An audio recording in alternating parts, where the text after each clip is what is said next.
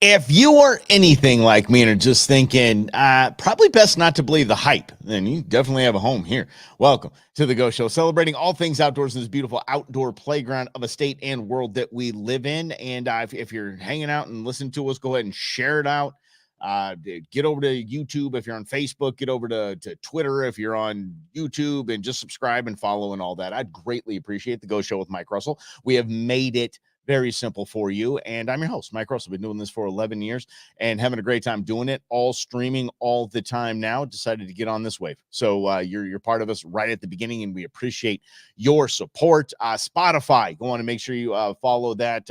Apple Music, all that stuff. Go ahead and follow along the Go Show with Mike Russell. I'd greatly appreciate it. Now, when I said don't believe the hype, I'm telling you, I have so many articles that I see on a weekly basis, that I see on a daily basis, that are the best round for this hunt, the best firearm, the best this, the top 10 bows of the year. Do you believe any of that? I really hope you don't.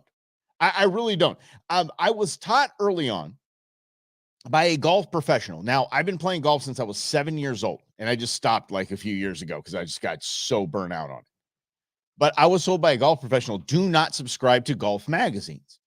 And the reason why I said don't subscribe to golf magazines, he said, because there's 18 different ways to do the same thing, right? So you see every three publications in golf would have two articles that same week or that same month that would say how to cure your slice, how to get 10 more yards on your drive. Everyone's got their opinion, and they're all different. And so this the same thing when you see these lists of the 10 best, the best. We've reviewed the whatever. The worst of these is shoes, footwear, outdoor footwear, whether it's water shoes, whether it's hiking shoes or trail running shoes or hunting boots, whatever it is. And bows, by the way, are huge bows. It is a very personal thing. I don't care what other people shoot. I don't. I can take the recommendation and say, hey, listen, I shoot a PSE and it's a Brute and it's wonderful. I love it. It's great. Okay, cool. I'll take that into account. And I'm going to go ahead and put that on my list right here. I'm just going to write it down, put that on my list of bows to try because I'm not you and you're not me. So, okay, I appreciate the recommendation. Same thing with boots. I gave this piece of advice once and it worked out. God love you, John Smeck, Wildlife for Tomorrow. He asked me on a hunt. He said, what boots are you wearing? I said, these things are like tennis shoes. I love these things. And at the time, and I believe this was 8-ish years ago, these were the best boots that I'd ever had on my feet. And they were the Danner Pronghorn, but they were the new upgraded Danner Pronghorn that I got at the SHOT Show. And they were fantastic. But I said that, and then I had to follow it up quickly with, but I've heard great things about, and then just keep going down the list and have them try. Shoes, footwear, let me tell you something, is personal. And how did I get to this? I got to this because, as you know, you have been following my journey into this hiking world. So I'm going to hike Havasupai. Got that. And what's up, Lynn? I got the permit and heading on down to Havasupai. Was told by my hiking guru / girlfriend, you need to get some footwear. I'm like, I have trail running shoes. I already invested in footwear. I'm not investing in any more into hiking. And then she gave me my birthday present, and they're trekking poles. I'm like, whoa, hold on a second. Wait. I have to invest to get into hiking? Whew. And what are trekking poles? Are we going cross country skiing? What is this, please? Thank you very much. Are these to aid me along and grinding along? I don't know. We're going to find out. Apparently, it helps you with circulation in your hands. Okay. Sure. Whatever. Here's the deal. Whatever keeps my almost 50-year-old booty upright and off the ground, I am 100% in. I'm all about it. I really am. So, trekking poles. And then, she also told me you need to get Chacos or Tevas. I'm like, wait a second. Sandals? I wear one kind of sandal. One. That's it. Reef flip-flops. That's what I wear. Love them. That's all I wear. And she said, you can't wear flip-flops. Well, I'm just going to have wet shoes. She goes, the worst thing in your world is wet socks and wet jeans. I know. I need to find an alternative. And by the way, yes, it is Teva. I know this, and here's how I know Teva. Back when everyone started calling them Tevas and everybody started wearing these dang things, I was a manager at a shoe store. So you can go ahead and throw out the Al Bundy jokes all you want. I take that as a compliment. Al Bundy was a legend. Yes, I worked at a shoe store. And we were one of the first to buy Tevas. I actually sell Tevas in the area. What's up, Chris? It's really cool to be one of kind of the first in like this because everybody started losing their minds about Tevas. So we had this video playing. It was made by some dude before Deckers bought them. It was made by some dude. What's up, Slavo? Chaco toe loop, great fishing sandals. Slavo, don't. Slavo's triggering me. This is good friend of mine, brother to me. He knows that. I'm not buying Chacos, and I'm not buying Tevas. So anyway, at the shoe store, we had this video playing about Tevas, and the voice said, not lie. He said, "Repeat after me, Teva." No kidding. And no one believes me. Everybody's still saying Teva. The fact that Slavo has Chacos, I don't even know what to do with myself. That is the ugliest sandal on the planet. Seriously. I was about to get in trouble there. Never mind. I've seen ugly sandals before, and Chacos are ugly, period. Okay? So I start looking around for water shoes. I have water shoes, but I don't have probably Havasu high quality hiking shoes that are water shoes. They're waterproof. Then I found these Merrells. And I was like, these things are really cool looking because it has everything I want. Got to have the holes in the bottom so the water squishes out. Got to have the, a little bit of airflow in the top, this and that. It's got to be comfortable. And Merrell's a good brand. I have Merrell's. I have waterproof Merrell's, hiking Merrell's. I have those. They're fantastic. So the cool part about this, Amazon.com, God love ya. You can, by the way, get Slavo Salt on Amazon as well. Or you can go to slavosalt.com, put in Go Show and get money off. How about that? I'll take care of that for you. So I found this little button that you can hit. This little button you hit on Amazon says, try before you buy. Hell yeah. Let's go. Because I don't know which size you want. I mean, these are shoes I'm going to be wearing without socks. So I'm thinking maybe 11 and a half, 12 and a half. Don't know where I'm going to be. So I just landed in the middle of 12, hit the try before you buy. Boom, they're on their way over to me. But if I saw an article that said, and by the way, I found one. There's one on Outdoor Life that said the top 10 outdoor shoes for wide feet. According to who? Quite literally one of the most personal things that you can possibly buy. And not like personal, like secretive, like I don't want to tell people I'm buying shoes. No, it's your damn foot. And for me, it's carrying 200 plus around. Okay. So these feet need some kind of cushion. These feet need some kind of support. It's important. So if you think you're going to buy somebody hiking shoes, you think you're going to buy somebody water shoes, you think you'll buy somebody hunting boots, bad idea. Buy them a gift card. Say, this is what I want you to get with this gift card. Thank you very much. I thought of you, and I want you to go try a bunch of stuff on. Or get over to Amazon and see that cool little button that says, try it before you buy it. I'm like, heck yes. Oh, I just think it's fantastic. Then I guess if you keep it for 10 days or something like that, they charge you for it. Done. Yeah, got them coming in 2 colors, too. Didn't even know what color I wanted to get. But for everything, actually, Slavo, I'm glad you popped in, buddy. One of the key things that I've experienced with Slavo, one of the probably most impactful things on this topic is when I went shopping with him for his bow, for his big bad boy bow. And he had some hand-me-down or yard sale bow before then. And then he gets goes to actually a pro shop and gets the badassery bow. And it wasn't the bow that he was thinking about getting. Same with me. I was going to get a Matthew Z7 back in the day. Thought that was it because all that advertising, all that hype. How in the world can this not be the greatest bow in the world? It is personal. Don't buy into the hype. That's why everybody, when I talk about Canyon coolers, like, how's it stack up to a Yeti? The only reason why Yeti's a name is because Yeti came first to market in roto-molded coolers, and they came in hot and heavy. And they got the big names on board. Now everybody knows how cool to have a Yeti. Why? It's not even close. I mean, local company, Canyon Coolers, local company outperforms in ice retention, beats Yeti. Why didn't look at Canyon Coolers? Again, Go Show, CanyonCoolers.com. You get 15% off. How cool is that? But that's not a personal decision. A cooler, especially a badass cooler like that, Canyon, done. And here's another thing too. Going back to Slavo Salt, telling you, just go ahead. How about I'll give you money? They have 100% money back guarantee. But how about I'll give you a money back guarantee? Basically, double your money back guarantee if you don't like Slavo Salt season. Holy mackerel. Anyway.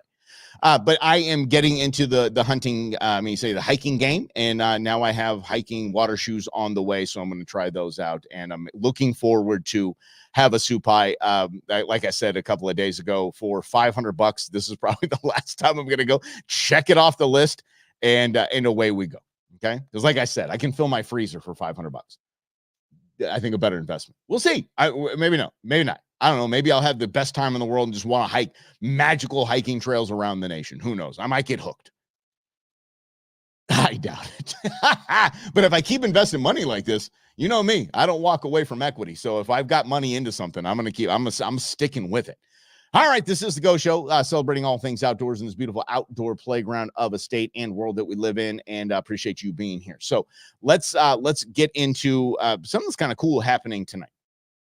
I'm heading out to Game and Fish, and I am part of the selection committee for Arizona Outdoor Hall of Fame. So Wildlife for Tomorrow puts this on, of which I'm the vice president. Wildlife for Tomorrow is the 501c3 fundraising arm. There we go. Hold on a second. Let me get some coffee. Yeah. The 501c3 fundraising arm for your Arizona Game and Fish Department. We're going to get into conservation funding in just a minute here, but we got I think 18 nominees. We've got to whittle that down to 6.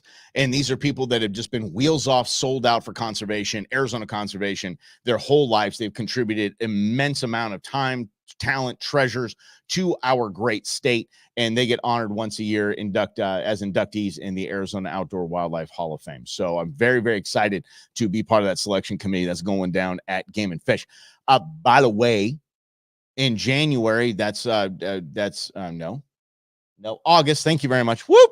Don't even have my interns here. In August, that's when the banquet is, where we induct all these wonderful people.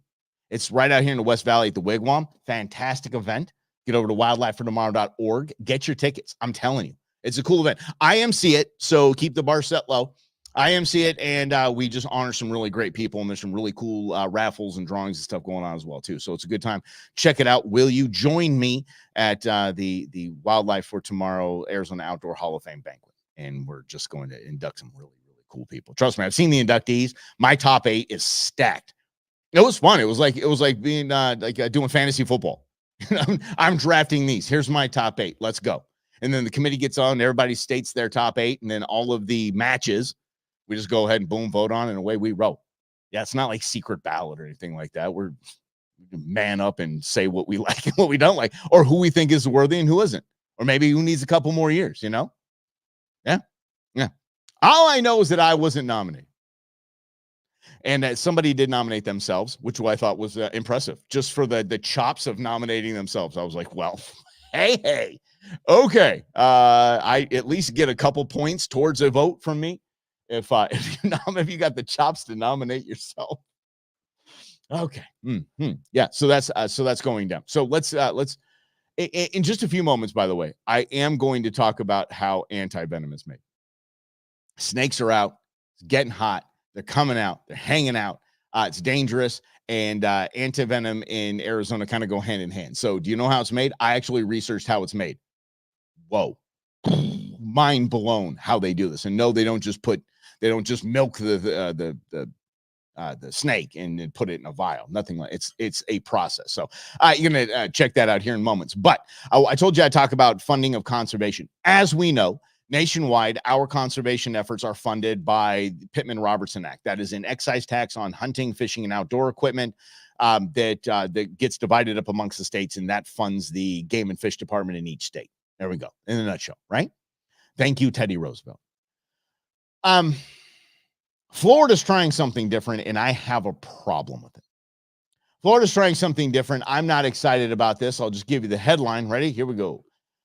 Florida now using gambling revenues to fund wildlife conservation. If you know anything about this state here, gambling just went off. Online gambling just became a thing. Sports books are popping up at each major venue site, and people can go. It used to be a sports bar, but now it's a sports book where you place bets and bet the ponies and play the baseball games or download the app. You don't even have to go anywhere now.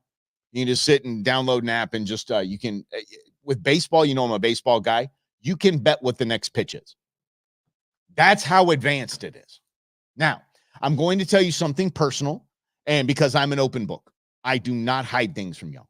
So I have had a history of gambling issues in my family. My dad loved the ponies. Woohoo! Did he love the ponies?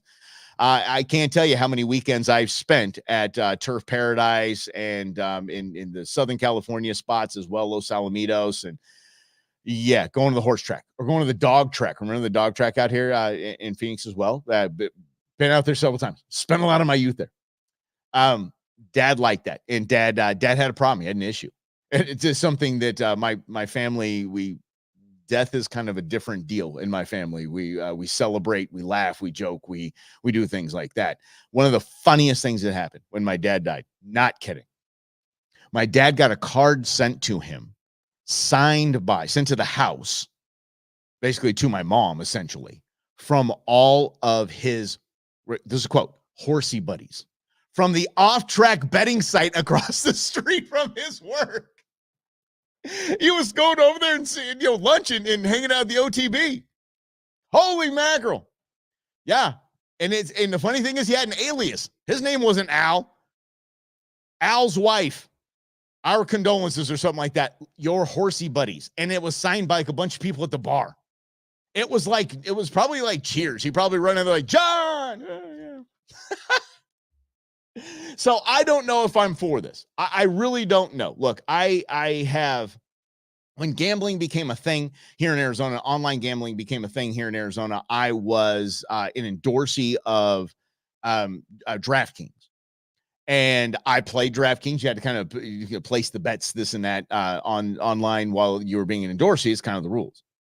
So I still have some in my DraftKings account. I'm probably going to play some weird, goofy game on during the NFL season this year, and that's really it. It's $100 in there. That's all I got going because I don't like gambling that much. Because obviously my history with gambling, my family's history with gambling. So when I hear that Florida is going to use gambling proceeds to fund conservation efforts, my shoulders tense up a little bit. I don't think I really don't know if I like this. But I do appreciate that it's another state, and we'll go ahead and try it in another state and see what happens. And this is not from in Florida. It's not from online gambling. It's actually from the Seminole tribe and the Seminole Nation, excuse me. And they have agreed to X amount of billions of dollars in revenue and proceeds and basically profit sharing that will go back to the state to fund conservation efforts. I subscribe to the you always do what you always done. You always do what you always done. You'll always get what you always got. Okay? So if we always do what we've always done with the North American model of wildlife conservation, we're going to get healthy populations of animals and game species in our state and in our nation. You always do what you always done. You always get what you always got. It ain't broke. Don't fix it. And I hate it. Well, I hate it, and I'm going to be straight with you. I hate it if this Florida plan works. They are going to have millions on top of millions of dollars in conservation. And I'm telling you, mark my words, when that happens, when the revenue from gambling replaces or equals the revenue from Pittman-Robertson in the excise tax on firearms and ammunition and hunting equipment and fishing equipment and camping equipment, outdoor stuff. When that meets or exceeds, people will start looking at the other source. Well, why do we need that then? I don't know. Why do we need the Pittman-Robertson Act? Why do we need hunters? Why do hunters need to be involved in the in wildlife conservation? Why can't we just do it like this? Because all these major states, and go down the list, they have gaming. Whether it's casinos, heck, there's another casino going up here in the West Valley, just miles from their other location. They'll have 2 locations in the West Valley, and they're going to be huge. So the states have the opportunity to meet with the tribal nations and say, what do you think? You guys down? Because if one thing that the tribal nations are all about is conservation of their lands. And I think I'll get down to the tribal chief here. What's it, sorry, or the spokesperson. This is Ron DeSantis and the people from the Seminole Nation. All right, here we go. The tribe is always going to be a part of the state of Florida. This is our home. This is where we grew up. This is where we will be buried. Myself and the governor may not be in these elected positions in the future, but the tribe and the state will always be great partners going forward to protect all of the natural resources. Again, hell of an idea, because again, I just mentioned Wildlife for Tomorrow. Wildlife for Tomorrow, I'm the vice president of Wildlife for Tomorrow. Wildlife for Tomorrow, we fund a lot of the things that Game and Fish don't have the capacity to fund, or whatever the outside, the rules are that they can't go outside of these lines to fund certain things. Boom, we step in and fund those, whatever it may be. So part of that is the rules that are set forth by both the state and the Pittman Robertson funds and what that stuff can go to. If we start stepping outside of that and letting the tribal nations fund that, again, we start walking away from the North American model. Or at least we open the door for HSUS and PETA and the like coming in and saying, hey, we don't need hunting anymore. Why do we need hunters? They don't need to help us. They don't need to help us with conservation. They don't need to fund that anymore. Nope. We got the tribal communities doing this. See, this is where it gets dicey, because at face value, you look at that headline and you were so excited. Florida now using gambling revenues to fund wildlife conservation. Right on. Okay. But then it also goes into another problem. I think, you look at the Arizona lottery, and I'm sorry, Arizona lottery, California lottery, Nevada lottery, all the lottery systems is, to me, is a tax on the poor. It just is.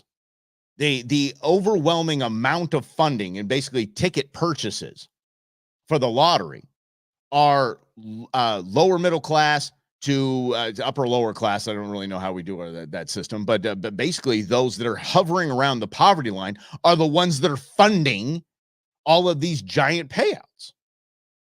And I'm thinking, so now we're going to use gambling, guys, as a funding source for our way of life, our outdoor conservation. Yeah, I can. We're gonna have to watch it again. I appreciate that it is Florida doing it, not Arizona. Just like with I'm not getting political here, but like with medicinal marijuana, recreational marijuana, another state did it, and then other states got to learn from it. That's in theory, by the way. Other states didn't learn from it. Other states just saw the revenue and was like, we need that on the ballot right now. Yeah, need it on the ballot. We're going to follow Florida. We're going to see what this is about. Might be another misstep. I don't know. I'm not. I'll ask some Game and Fish peeps tonight and see what they think of that. And by the way, the Game and Fish peeps are probably like, it's a really good idea because it gets them more funding. But if it's used as a foothold to get rid of our model as it stands that has worked and has showed tried and true numbers, let me do that. So tomorrow we're going to talk about that. We're going to talk about numbers, wildlife, game species, and funding. Okay. Or hunting. There we go. Okay. We're going to talk about that tomorrow. No, we'll get that done. I'm trying to get Jason Baker in here too from Green Mountain Grills. Jason, I was asked by Camping Chad why his pellets aren't doing so well in his smoker. He's like, can I just buy cheapy pellets or whatever? So I asked the boss man himself. I go to Green Mountain. He's like, okay, here's why. Here's why pellets are important. Here's why the type of pellets are important. It's fascinating. There's a lot going on there. All right, let's get to this because it is fascinating to me because I'm a nerd. So if you'd like to nerd out with me, I would love for you to come along and nerd out for me. I mean, this is stuff you can be talking about all week, stuff you can talk about the barbecues this weekend. And again, I told you that we were going to do some crazy names. Who's naming these dang things and plants and birds and wildlife and all that? And we're going to laugh our booties off. Let's do that on Friday, a little lighter. somebody's birthday, and we're just going to have some fun. So we're just going to have fun on Friday. We're going to do that one on Friday. But I did wonder where anti-venom comes from, how you make anti-venom. And this actually this bee was put in my bonnet about a week or so ago when I saw that how much money people were making getting what is it? Scorpion venom. Stuff's like gold. No joke. Like, it had me thinking, how can I get a bunch of scorpions and house them somewhere and just have these things, into the little whatever you call it. I told you I'm not a nerd. I'm not a scientist. Yes. Beaker, I guess. Test tube. Mm-hmm. Yeah, a little test tube. Just get them do a little thing. Mm-hmm. Yeah. It's like gold. So then we started talking about snakes. I went on the Yarnell hike, and I was thinking, looking for snakes the whole time. And I thought, well, anti-venom, sometimes not covered by insurance. And I started going through this mental rabbit hole of mine, and I wondered how it was made. I know how it was made. Let's check it out. Let's go to the notes. So I have to put my spectacles on, gang. You know the rules. All right. We'll get to the poacher here in a bit. One of the weirdest things to me right out of the gates is that the antivenom process starts with something called milking. So what they do, these absolute lunatics, they get into a room that has all of these boxes of snakes, and they grab the snake out with the little snake grabbers, right? Okay, not like me. I do put the gloves on and get it, but they're snake grabbers, and then they basically just tick the thing off to the point where it bites a big test tube kind of looking thing that has basically a covering on it that the fangs will puncture, and it'll just drip, drip, drip, drip, drip, drip. And they'll keep they'll hold the head down, so it just keeps injecting it. Basically, they'll just tick the thing off. Is what they're going to do.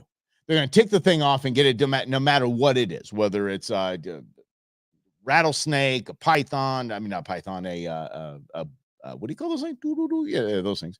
It doesn't matter what type of snake it is. They'll just get that. Then they're going to freeze that. Okay. So they collect the collection venom undergoes a purification to remove impurities and separate the different toxins present in the venom.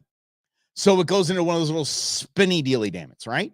And it gets they start to separate all this stuff. The purified venom, okay? Oh, I'm sorry. It has to be frozen, and then it's dried, and then it is put into a cocktail. Now, this cocktail, this is where it goes off the rails fascinating to me, because I thought, okay, you just make it, right? You have the venom, you have the toxins, spun around, and you figure out what dose of which that you need to inject in somebody to make them better. Nope. You need a host animal. You heard that right. You need a host animal. So what they've done is they take what they've made, the cocktail they made, and inject it into a horse. You heard me? They inject it into a horse, which, by the way, strengthens the immunity of the horse. So it's kind of crappy that this horse is going to be, Mr. Ed's going to be a basically a test subject or a host animal at this point, but it actually strengthens them. It's them. That's basically like giving them their anti-venom if they get hit by a snake out wherever they're doing, doing that thing, the happy trails deal. And then so they let that stir around in the animal for a hot minute. Okay. Let's get back to my notes here. They stir around in a hot minute. So it's come on, Michael, here we go. Just stay with me here. Here we go. And then what happens? Good night of living. Can I find the dang thing? There we go. So what happens is then they pull out. This is just absolutely wonderful to me. Let me read this exactly so you know that. Purified venom is injected into the bloodstream of the host animal, commonly horses, sheep, or goats. These animals are chosen because they're capable of producing strong immune responses to the foreign venom without suffering severe effects themselves and strengthening their own defenses. The injected venom stimulates a host animal's immune system to produce antibodies against the toxins present in the venom. Over time, it's at a minute, right? The animal's blood becomes enriched with these antibodies. Periodically, blood samples are taken from the immunized animals, and the blood is processed to separate the serum, which contains the antibodies, from the other blood components. Then that is purified to isolate the specific antibodies and target the venom toxins. The purification process removes unwanted proteins and contaminants from the serum. Then they're formulated into a pharmaceutical product, go figure, known as the anti-venom.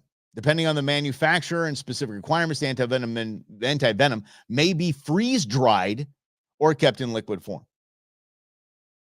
Goes under quality control testing, but once the anti-venom passes the quality control testing, it's packaged into vials and distributed to medical facilities and healthcare providers.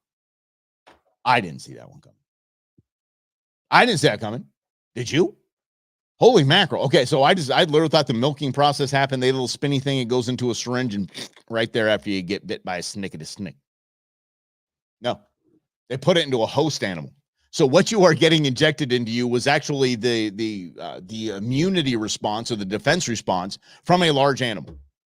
This is so cool. This is so cool. And I don't know why, and I'm going to have to look this up too. I really don't understand why some insurances don't cover, especially here in the state of Arizona, they don't cover anti-venom. You just got to pay for that stuff, and it's thousands a vial. You don't play with that. Yeah. I'm telling you. So thanks, Lynn.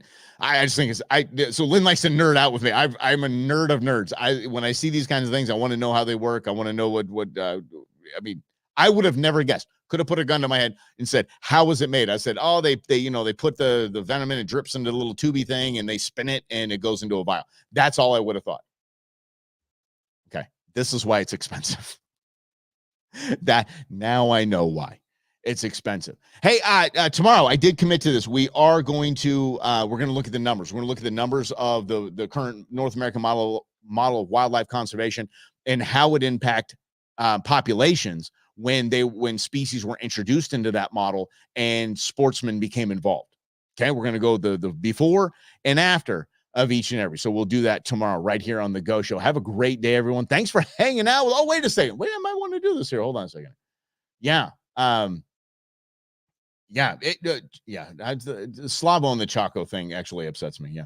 And there's another casino going up in Gilbert too. Heck yeah. So it's only a matter of time. That's why I'm concerned about that. And gambling is an issue for sure. And Grizz, grab me some scorpions, buddy. Let's talk about this. Let's get into some business. It's like gold. All right. We'll do this tomorrow right here on the Go Show, celebrating all things outdoors in this beautiful outdoor playground of the state and world that we live in. We'll see you tomorrow at 11. Have a great day, everyone.